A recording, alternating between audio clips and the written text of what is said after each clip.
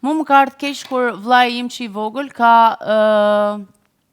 ka vazhduar për futbollist dhe kur ka arritur në kombëtaren e Shqipërisë, ja kanë kërkuar një shumë që ishte e papërballueshme dhe normalisht është demoralizuar edhe e ka lënë atë profesion.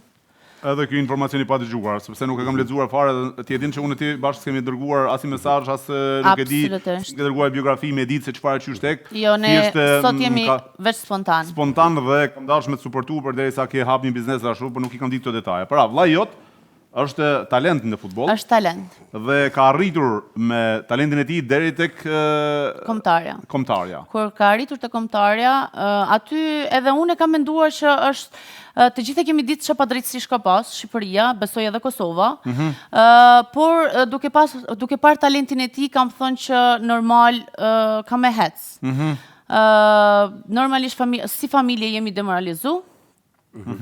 Edhe vllai e la futbollin, më ka ardhur shumë keq për këtë fakt, edhe sot është në Itali, punon aty. Është në Itali, pra, e ka lënë futbollin dhe është në Itali duke punuar.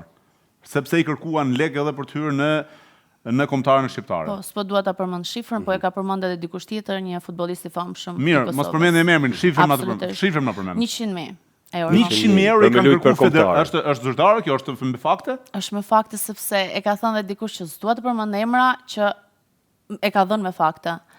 Sepse unë kam qenë shumë e vogël. Është kërkuar 100.000 euro vllait tënd për të futur në kombëtaren shqiptar për të luajtur. Po. Në vend se me pagu lojtarin që punon për kombëtaren, që është një nder e madhe. Po, vllai im luante mes fushore. A e kupton nga herë kur lozim futboll, nxjerrim gjithë flamurin, bëjmë shqiponin, jemi krenar që jemi shqiptar, por realisht në background çfarë fshihet pas nesh. Këtë në burg duhet më shti njerëz. Është interesant dhe nga herë zgënjehesh me këta njerëz, dhe jo në burg, po është i vogël burgu për këta. Lloj njerëzish. Që duhet me pagu parë për me zanë një vend punës, kjo është hera parë që për një.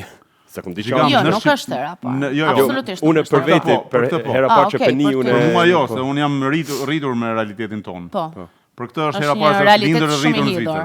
Në Shqipëri, realisht, është kjo fenomen, duhet luftuar kushdo që e ka në dorë për ta luftuar këtë pjesë.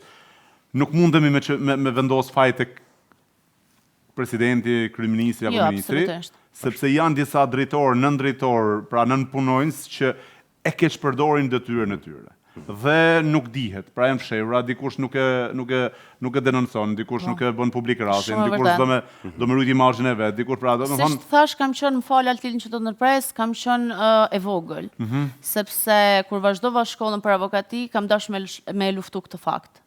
Po prapë s'kam pas një mbështetje shumë të fortë, se të gjithë vim në familje të varfëra, absolutisht, leku s'është gjithçka, po të paktën vim në familje të mira. Absolutisht që jam krenare, që jam shqiptare, vetëm se më pengon ky fakt që pse ne mos të punonim në Shqipëri, pse ne mos të ndërtonim të ardhmen aty, pse ne mos me qenë afër familjes tonë, afër prindërve tanë. Bravo qoftë, Ola.